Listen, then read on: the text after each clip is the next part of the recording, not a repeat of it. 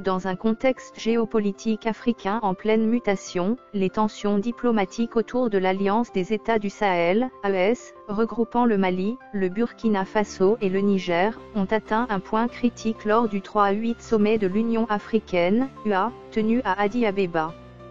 L'UA et l'Union européenne, UE, ont officiellement déclaré leur non-reconnaissance de cette entité régionale naissante, marquant ainsi un tournant majeur dans les relations entre ces trois États sahéliens et les organisations internationales. Cette décision, loin d'être anodine, s'inscrit dans un cadre plus large de divergences politiques, économiques et sécuritaires qui redessinent les dynamiques régionales en Afrique de l'Ouest et au Sahel. Cet article propose une analyse approfondie des causes, des implications et des perspectives de cette crise diplomatique, tout en examinant les options stratégiques envisagées par les pays de l'AES face à ce refus de reconnaissance.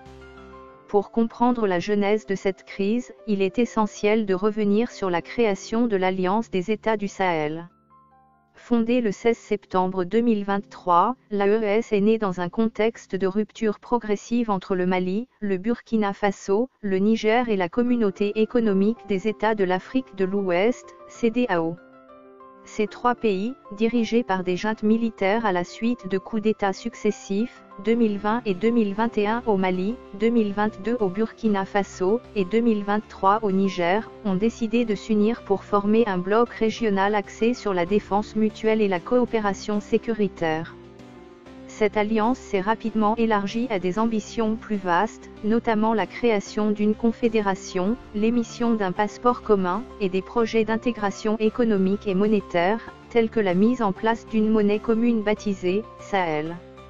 Ces initiatives visent à affirmer la souveraineté des trois États face à ce qu'ils perçoivent comme des ingérences extérieures, notamment de la part de la CEDEAO, de la France, et d'autres puissances occidentales. Le point de rupture avec la CEDEAO a été officialisé le 28 janvier 2024, lorsque les trois pays ont annoncé leur intention de quitter l'organisation sous-régionale, accusant celle-ci d'être influencée par des puissances étrangères et de ne pas répondre efficacement aux défis sécuritaires, notamment la lutte contre le djihadisme. Cette décision, bien que symbolique dans un premier temps, a pris une tournure concrète avec le retrait effectif de l'organisation le 29 janvier 2025, après l'expiration du délai d'un an prévu par les textes de la CEDEAO. Parallèlement, l'AES a mis en circulation un passeport commun, destiné à remplacer le passeport CEDEAO, marquant ainsi une volonté d'indépendance et d'intégration régionale autonome. Cependant, cette démarche n'a pas été accueillie favorablement par les instances internationales. Lors du 3-8 sommet de l'UA à Addis-Abeba, l'organisation panafricaine a refusé d'accorder un statut officiel à l'AES en tant qu'entité régionale distincte. Cette position, soutenue par l'UE, s'aligne sur celle de la CEDEAO, qui continue de considérer ces trois États comme des membres en phase de transition, tout en négociant les modalités de leur sortie. Selon plusieurs sources diplomatiques, les délégations des pays de l'AES présentes à Addis-Abeba ont été marginalisées, voire humiliées, lors des discussions, ce qui a exacerbé les tensions. L'incident le plus marquant a été le refus d'accorder une reconnaissance formelle à l'AES, perçue par les trois États comme une tentative de délégitimer leur projet d'autonomie régionale. Un autre point de friction majeur concerne le passeport AES. Ce document, mis en circulation le 29 janvier 2025, vise à faciliter la libre circulation des citoyens des trois pays au sein de l'espace AES, tout en symbolisant leur rupture avec la CEDEAO. Cependant, plusieurs instances internationales, y compris certains pays de l'espace Schengen, ont refusé de reconnaître ce passeport, créant une situation d'incertitude pour les ressortissants maliens, burkinabés et nigériens.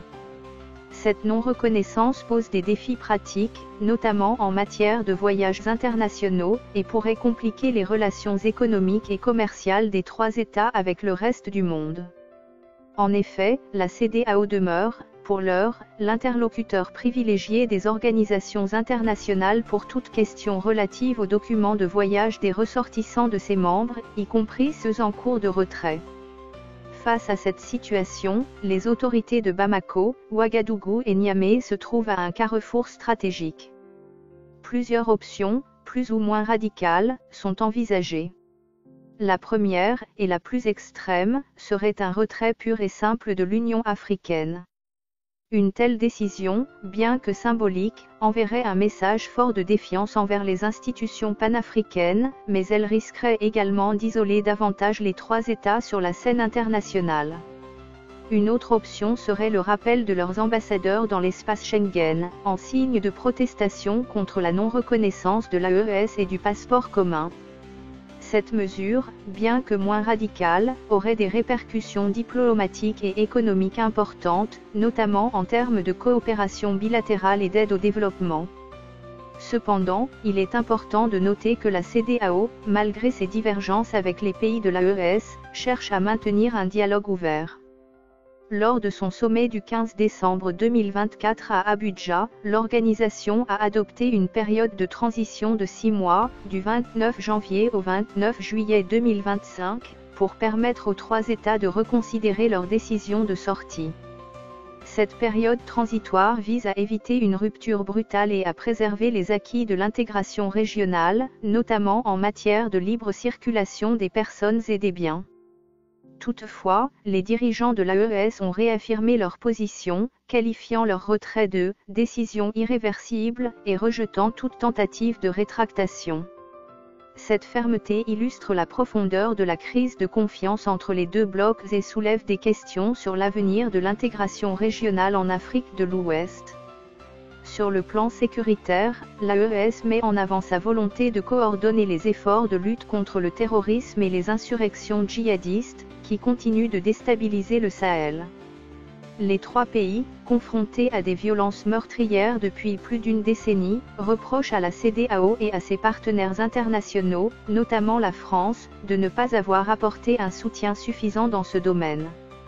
En s'alliant à de nouveaux partenaires, tels que la Russie, la Turquie et l'Iran, les régimes militaires de l'AES cherchent à diversifier leurs alliances et à renforcer leurs capacités militaires. Cependant, cette réorientation stratégique suscite des inquiétudes quant à la viabilité à long terme de leurs projets, notamment en raison des contraintes économiques et des pressions diplomatiques exercées par les puissances occidentales. Sur le plan économique, le retrait de la CEDEAO et la non-reconnaissance de l'AES par l'UA et l'UE pourraient avoir des conséquences graves. Les trois pays, qui dépendent fortement des échanges commerciaux avec leurs voisins et des financements internationaux, risquent de voir leurs économies fragilisées.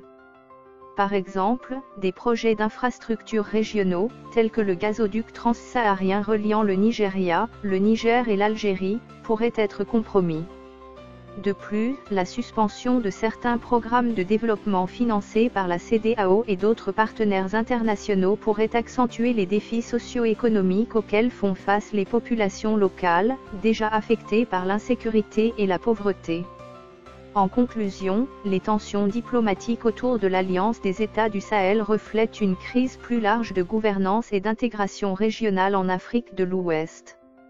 Le refus de reconnaissance de l'AES par l'UA et l'UE, combiné à la marginalisation des délégations sahéliennes à Addis Abeba, a exacerbé les divisions et mis en lumière les divergences fondamentales entre les visions de l'intégration régionale portées par la CEDEAO et celles défendues par l'AES. Alors que les discussions entre les deux blocs restent dans l'impasse, l'évolution de la situation dans les prochains jours et semaines sera cruciale pour déterminer si cette crise mènera à une rupture définitive ou à une tentative de réconciliation.